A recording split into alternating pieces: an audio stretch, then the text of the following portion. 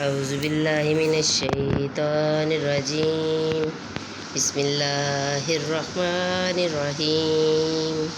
سورۃ النحل پارہ نمبر 14 سے ہم اپنے ترجمے کے سلسلے کو شروع کرتے ہیں۔ اللہ تعالیٰ میرا پڑھنا اور آپ کا سننا قبول کرے، آمین۔ انہیں وہاں ملے گا جو چاہیں، اللہ ایسا ہی صلہ دیتا ہے پرہیزگاروں کو، وہ جن کی جان نکالتے ہیں فرشتے ستھرے پن میں، یہ کہتے ہوئے کہ سلامتی ہو تم پر، جنت میں جاؤ، بدلہ اپنے کیے کا۔ کاہے کے انتظار میں ہیں مگر اس کے کہ فرشتے ان پر آئیں یا تمہارے رب کا عذاب آئے۔ ان سے اگلوں نے بھی ایسا ہی کیا اور اللہ نے ان پر کچھ ظلم نہ کیا، ہاں وہ خود ہی اپنی جانوں پر ظلم کرتے تھے، تو ان کی بری کمائیاں ان پر پڑیں اور انہیں گھیر لیا اس نے جس پر ہنستے تھے۔ اور مشرک بولے اللہ چاہتا تو اس کے سوا کچھ نہ پوجتے، نہ ہم اور نہ ہمارے باپ دادا، اور نہ اس سے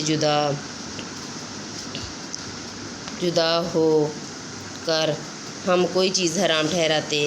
ایسا ہی ان سے اگلوں نے کیا، تو رسولوں پر کیا ہے مگر صاف پہنچا دینا۔ اور بے شک ہر امت میں ہم نے ایک رسول بھیجا، اللہ کو پوجو اور شیطان سے بچو، تو ان میں کسی کو اللہ نے راہ دکھائی اور کسی پر گمراہی ٹھیک اتری۔ تو زمین میں چل پھر کر دیکھو کیسا انجام ہوا جھٹلانے والوں کا۔ اگر تم ان کی ہدایت کی حرص کرو تو بے شک اللہ ہدایت نہیں دیتا جسے گمراہ کرے، اور ان کا کوئی مددگار نہیں۔ اور انہوں نے اللہ کی قسم کھائی اپنے حلف میں حد کی کوشش سے کہ اللہ مردے نہ اٹھائے گا، ہاں کیوں نہیں، سچا وعدہ اس کے ذمے پر، لیکن اکثر لوگ نہیں جانتے، اس لیے کہ انہیں صاف بتا دے جس بات میں جھگڑتے تھے، اور اس لیے کہ کافر جان لیں کہ وہ جھوٹے تھے۔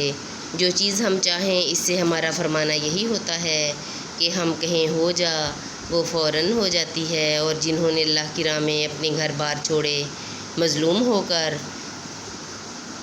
ضرور ہم انہیں دنیا میں اچھی جگہ دیں گے، اور بے شک آخرت کا ثواب بہت بڑا ہے، کسی طرح لوگ جانتے۔ وہ جنہوں نے صبر کیا اور اپنے رب ہی پر بھروسہ کرتے ہیں، اور ہم نے تم سے پہلے نہ بھیجے مگر مرد جن کی طرف ہم وحی کرتے، تو اے لوگو علم والوں سے پوچھو اگر تمہیں علم نہیں، روشن دلیلیں اور کتابیں لے کر۔ اور اے محبوب ہم نے تمہاری طرف یہ یادگار اتاری کہ تم لوگوں سے بیان کر دو جو ان کی طرف اترا، اور کہیں وہ دھیان کریں۔ تو کیا جو لوگ برے مکر کرتے ہیں اس سے نہیں ڈرتے کہ اللہ انہیں زمین میں دھنسا دے، یا انہیں وہاں سے عذاب آئے جہاں سے انہیں خبر نہ ہو، یا انہیں چلتے پھرتے پکڑ لے کہ وہ تھکا نہیں سکتے، یا انہیں نقصان دیتے دیتے گرفتار کرے کہ بے شک تمہارا رب نہایت مہربان رحم والا ہے۔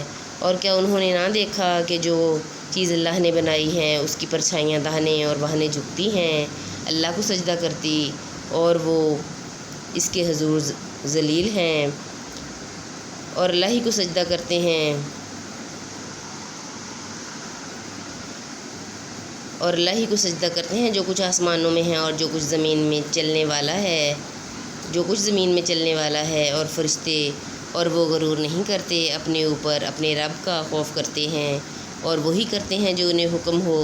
اور اللہ نے فرما دیا دو خدا نہ ٹھہراؤ، وہ تو ایک ہی معبود ہے، تو اسی سے ڈرو، اور اسی کا ہے جو کچھ آسمانوں اور زمین میں ہے، اور اسی کی فرما برداری لازم ہے۔